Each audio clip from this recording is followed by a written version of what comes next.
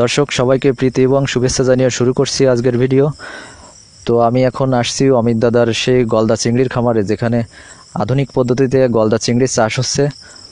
তো আমি এখন দাঁড়িয়ে আছি সেই অমিত দাদার মাছের খামারে। অমিত দাদার মাছের বয়স আজকে 45 দিন। 30 দিন বয়সে মাছের কীরকম গ্রোথ হয়েছিল সেটা আমি আপনাদের দেখাইছিলাম, আর আজকে 45 দিন, আরও 15 দিন পর এই মাছের কীরকম গ্রোথ হয়েছে আমি সেটাও ভিডিওর মাঝে আপনাদের দেখাবো। তো ভিডিওটি শেষ পর্যন্ত কন্টিনিউ করবেন। অমিত দাদার এখানে 8000 রেণুপোনা ছাড়ছিলেন, গলদা চিংড়ির যে রেণুপোনা, এখানে 8000 রেণুপোনা ছাড়ছিলেন উনি। তো 45 দিন বয়সে রেণুপোনা জুভেনাইল পর্যায়ে চলে আসে। তো জুভেনাইল পর্যায়ে আসার পর আমরা এটা চাষযোগ্য পুকুরে এই মাছটা আমরা ছেড়ে দেই। তো এখানে দেখেন, এর আগে আমি দেখাইছিলাম যে ছোট 2টা টপ ছিল, ছোট 2টা পুকুর, ওইখানে 8000 মাছ দিছিলেন উনি। তো এখন যেহেতু মাছের ঘনত্ব বেশি হয়ে গেছে, যেহেতু মাছের বয়স আজকে 45 দিন আর মাছের গ্রোথও বেশ ভালো, যে কারণে মাছের কিন্তু জায়গাটা এখন কম হয়ে গেছে। এখন মাছটাকে চাষযোগ্য পুকুরে ছেড়ে দিতে হবে, যে কারণে এখানে দেখেন ঘেরে উনি টোটালি পানি ভরে ফেলছেন। এখন পুরা পুকুর দেখেন পানিতে ভরা। অমিত দাদা এখানে বোরিংয়ের পানি ব্যবহার করেন। এইখানে দেখেন যে বোরিং আছে ওনার ঘেরে, এই বোরিংয়ের পানি এখানে ভরে ফেলছেন। তো শুধু পানি ভরেই কিন্তু মাছটা ওইখানে ছাড়া যাবে না, পানি ভরার পর পানিটা কিন্তু প্রসেসিং করে তারপরে আমরা এই মাছগুলো ওইখানে ছাড়বো। সে কারণে বেশ কিছু প্রসেস আছে যেগুলো ফলো করে তারপরে মাছটা আমরা ওইখানে উঠাবো। তো সেগুলা বিস্তারিত অমিত দাদার কাছ থেকে জানবো আমরা এর পরবর্তীতে। আজকের পুরো ভিডিও জুড়ে কথা বলবো অমিত দাদার সাথে। এইখানে যে প্রিবায়োটিক, প্রোবায়োটিক এবং জীবাণুনাশক উনি ব্যবহার করছেন, তো সেটা ওনার মুখে বিস্তারিত শুনবো। তো যারা আধুনিক পদ্ধতিতে গলদা চিংড়ি চাষ করতে চাচ্ছেন, তো আমি বলবো যে আমার চ্যানেলে এর আগে আরও 2টা ভিডিও দেওয়া আছে অমিত দাদার এই মাছের খামারের, সেই ভিডিওগুলো দেখে আসবেন, তাহলে অনেক উপকৃত হবেন। আমরা এখানে পর্যায়ক্রমে ভিডিও আপলোড করছি যাতে আপনারা প্রথম থেকে এই চাষটা ফলো করতে পারেন। আর যদি এই গলদা চিংড়ি চাষের সম্পর্কে কোনো প্রশ্ন থাকে তাহলে আমাদের ফেসবুক পেজের লিংক আমরা ডিসক্রিপশন বক্সে দিয়ে রাখছি, ওইখানে আপনারা ফেসবুক পেজে যে মেসেজ করবেন সরাসরি, আমরা আপনাদের মেসেজের উত্তর দেওয়ার চেষ্টা করব। একটা ভিডিওতে হয়তো পুরোপুরি দর্শকদের মনে যে প্রশ্ন থাকে সেগুলো হয়তো একটা ভিডিওতে তুলে ধরা সম্ভব হয় না, অনেক প্রশ্ন দর্শকের মনে থাকতে পারে। এই মাছ চাষ সম্পর্কে যদি কোনো প্রশ্ন থাকে আপনারা মেসেজ করবেন, আমরা মেসেজের রিপ্লাই দিব। সনাতন পদ্ধতিতে গলদা চিংড়ি চাষটা যত সহজ, আধুনিক পদ্ধতিতে গলদা চিংড়ি চাষটা কিন্তু অত সহজ না, তার কারণ এখানে অনেক প্রসেস ফলো করতে হয়। তো এখানে যদি একটু পরিমাণ ভুল হয়ে যায় তাহলে আপনার মাছের খামারে অনেক বড় ক্ষতি হয়ে যেতে পারে, যে কারণে আপনারা জেনে শুনে তারপরে অবশ্যই এগুলা প্রয়োগ করবেন। এবার চলেন দেখে আসি যে 45 দিন বয়সে মাছের কীরকম গ্রোথ হলো, আমরা সেটা এখন আপনাদের সরাসরি দেখাবো।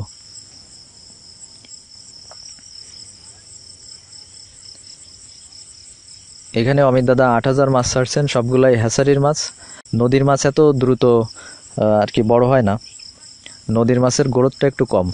তাই আধুনিক পদ্ধতিতে অবশ্যই যারা চাষ করার চিন্তাভাবনা করছেন তারা অবশ্যই হ্যাচারির মাছই চাষ করবেন।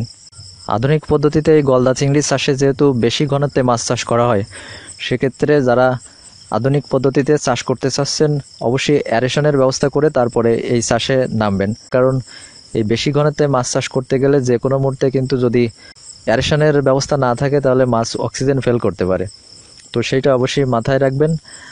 আর অ্যারেশনের ব্যবস্থার জন্য আপনারা ভেঞ্চুরি অ্যারেটর, তারপর যে কোনো পাম্প মেশিন কিংবা মোটর ব্যবহার করতে পারেন।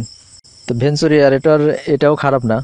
আধা নিবিড় বাগদা চাষে আপনারা দেখছেন যে বিভিন্ন প্যাডেল হুইলার, বটম ক্লিনার, বিভিন্ন অ্যারেটর ব্যবহার করা হয়, কিন্তু গলদা চিংড়ি চাষে আসলে এত কিছু দরকার পড়ে না। আপনারা অল্প টাকার ভিতর একটা ভেঞ্চুরি অ্যারেটরও কিনতে পারেন, কিংবা মোটরের মাধ্যমে আপনারা এখানে অক্সিজেনের ব্যবস্থা করতে পারেন। তো দর্শক, আজকে অমিত দাদার এই ঘেরে আমি দেখাবো যে ঘেরে পানি ভরার পর পানিতে কি কি ইউজ করা হয় সেটা অমিত দাদার কাছ থেকে সরাসরি জানবো। তো দাদা, কেমন আছেন আপনি? ভালো আছি, আপনি ভালো আছেন? হ্যাঁ, ভালো আছি। তো আপনি এখানে ঘেরে যে পানি ভরছেন, তো এই পানি ভরার পর মাছ এখানে উঠানোর আগে পানিতে কি কি ব্যবহার করছেন সেটা বিস্তারিত জানাবেন। পানিটা উঠানোর পরে অনেক সময় দেখা যায় কি যে ঘেরে তলে মানে নালা নালা যাতে এক ধরনের শ্যাওলার মতো হয়, ওইটা যাতে না হয় তার জন্য তুতিয়া ইউজ করছি। তুতিয়া ইউজ করার পর প্রিবায়োটিক ব্যবহার করা হয়েছে, প্রিবায়োটিকের সাথে প্রোবায়োটিক ব্যবহার করা হয়েছে। এটা ব্যবহার করার পরে যখন প্রাকৃতিক খাদ্য তৈরি হয়েছে তারপরে হচ্ছে চাষযোগ্য পুকুরে মাছটা ছাড়া হয়েছে। তো এখানে পানি ভরার পর আগে প্রিবায়োটিক ব্যবহার করা হয়েছে না প্রোবায়োটিক ব্যবহার করা হয়েছে? আগে প্রিবায়োটিক পরে প্রোবায়োটিক। তো প্রিবায়োটিকটা কিভাবে প্রস্তুত করছেন সেটা একটু বলবেন। প্রিবায়োটিক প্রস্তুত করার নিয়ম হচ্ছে এক একজন এক একভাবে প্রস্তুত করে, তবে আমি যেভাবে প্রস্তুত করি সেটা হচ্ছে শতকে 250 গ্রাম চিটাগুড়, 250 গ্রাম রাইস পালিশ আর 1/2 গ্রাম ইস্ট পাউডার। তবে অ্যাকোয়া ইস্ট হলে ভালো হয়। অ্যাকোয়া ইস্টটা আমাদের দেশে পাওয়া যায় না, কিছু কিছু জায়গায় পাওয়া যায়, তারপরেও মনে হয় যে ওইটা অরিজিনাল না, সেক্ষেত্রে বেকার ইস্টটাই ব্যবহার করব। শতকে যদি আমার পালিশ চিটাগুড়ের পরিমাণ যদি হয় 5 কেজি, তাহলে আমি তার 10 গুণ পরিমাণ পানি দেব। পানি দিয়ে ওইটা 24 ঘন্টা পরে অথবা 48 ঘন্টা পরে ওই পানিটা ছেঁকে তারপরে পুকুরের সমস্ত পানিতে ছিটাই দিতে হবে। আর এইখানে প্রোবায়োটিক কোনটা ব্যবহার করছেন আপনি? প্রোবায়োটিক ব্যবহার করছি আমি পন্ড কেয়ার ব্যবহার করি, তবে পন্ড কেয়ারের পাশাপাশি আরও আছে অ্যাকোয়া লাইফ আছে, অ্যাকোয়া লাইফটাও ভালো কাজ করে। তারপরে এভার ফ্রেশ প্রো আছে, এটাও ভালো কাজ করে, যে কোনো একটা ব্যবহার করলেই হয়। তবে প্রোবায়োটিকটা অনেকে আলাদাভাবে ঘিরে ছিটাই দেয়, আমি সেক্ষেত্রে আমি আলাদাভাবে দেই না। আমি প্রিবায়োটিকটা প্রস্তুত করার পর যখন পানিটা ছেঁকে নিই, ছেঁকে নেওয়ার পরে ওর সঙ্গেই প্রোবায়োটিকটা মিশিয়ে তারপরে এই সমস্ত পানিতে ছিটাই দিই। তো প্রিবায়োটিক প্রোবায়োটিক ব্যবহার করার পর কতদিন পর আমরা এই মাছটা উঠাতে পারি এই পানির ভিতরে? প্রিবায়োটিক প্রোবায়োটিক ব্যবহার করার 2 থেকে 3 দিনের ভিতরে পানিটা হালকা সবুজ অথবা বাদামি হয়। বাদামি হওয়ার পরে 3-4 দিন পরেই যখন প্রাকৃতিক খাবারটা তৈরি হয়ে যায় তখন মাছটা উঠাই দেওয়া যায় চাষযোগ্য পুকুরে। তো এই যে প্রিবায়োটিকটা আপনি এখানে ব্যবহার করছেন, তো এই প্রিবায়োটিকটা কোন সময় ব্যবহার করা ভালো? দিনের কোন টাইমে ব্যবহার করলে এটা ভালো হয়?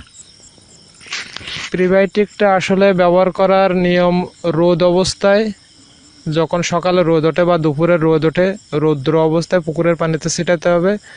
কারণ রোদটা যদি না থাকে তাহলে প্রিবায়োটিকটা কাজ করে না, পুকুরে খাবার তৈরি হবে না। অতএব যখন ছায়া হয়ে যায় বা পড়ন্ত বিকেলে এই সময় কখনোই প্রিবায়োটিক প্রয়োগ করা ঠিক না। তো পুকুরে যে খাবার তৈরি হচ্ছে এটা আমরা কিভাবে বুঝবো যে আমার এই মাছটা এখন এখানে উঠানো যাবে, যে আমার পানিতে পর্যাপ্ত পরিমাণ খাবার তৈরি হয়েছে, সেটা আমরা কিভাবে বুঝবো?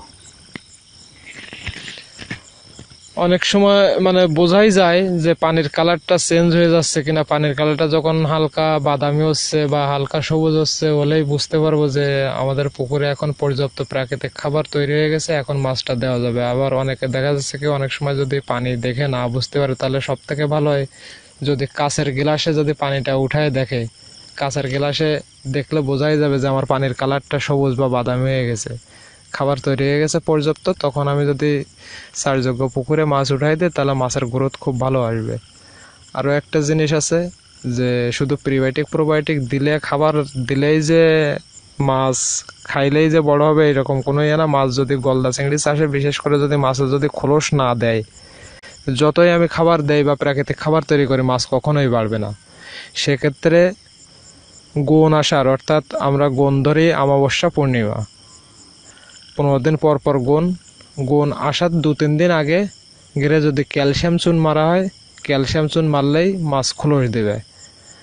অথবা যদি কেউ ইউরিয়া সার ব্যবহার করতে চায়, ইউরিয়া সার ব্যবহারের পক্ষে না, তারপরেও সিস্টেমটা বলে দিই। যদি কেউ ইউরিয়া দিয়ে যদি খোস আনতে চায়, তা খোলস দেওয়ার চেষ্টা করে, সেক্ষেত্রে ইউরিয়ার পানিতে চিড়া ভিজাইয়া যদি একাদশী বা দ্বাদশীতে মারে দেয়, ঘেরে খাবার দেয়, তাহলে মাছ অবশ্যই খোলস দেবে। আর এটা দেওয়ার 2-3 দিন পরে প্রিবায়োটিক প্রোবায়োটিক মারলে খাবারটাও তৈরি হয়ে যাবে।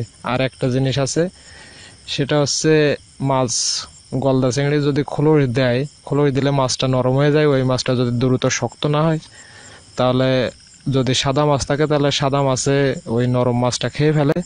সেক্ষেত্রে যদি আমি গোনের একদিন পরে, জাস্ট অমাবস্যা অথবা পূর্ণিমা, এই দুইটা যেদিন থাকবে তার পরের দিন যদি ঘেরে মিনারেল দেওয়া হয় তাহলে মাছটা দ্রুত শক্ত হয়ে যায়। সেক্ষেত্রে অন্য মাছে এই মাছগুলো খেয়ে ফেলতে পারে না। তো আমরা এখানে যে সময় ক্যালসিয়াম চুন ইউজ করব, তো ক্যালসিয়াম চুন কতটুকু পরিমাণ ব্যবহার করব? ক্যালসিয়াম চুন শতকে 200 গ্রাম করে দিলেই হবে। শতকে 200 গ্রাম করে দিয়ে ওটা ছিটাই দিলে হচ্ছে। আর মিনারেল কতটুকু পরিমাণ ব্যবহার করব? মিনারেলটাও শতকে 200 গ্রাম করে দিতে হবে। তবে মিনারেল 200 গ্রাম দিতে হবে এরকম কোনো ব্যাপার না। মিনারেলটা কম বেশি হলে সমস্যা হয় না, মিনারেল বেশি হলেও সমস্যা নাই, কিন্তু 200 গ্রামের কম যেন না হয়। তো আমরা যে সময় এখানে প্রিবায়োটিক প্রোবায়োটিক তৈরি করছি, তো সেক্ষেত্রে এখানে প্রাকৃতিক খাবারটা তৈরি হচ্ছে। তো এই প্রাকৃতিক খাবার তৈরির বাইরেও প্রোবায়োটিকের আর কোনো গুণাগুণ আছে কিনা? প্রোবায়োটিকের আরও গুণাগুণ আছে।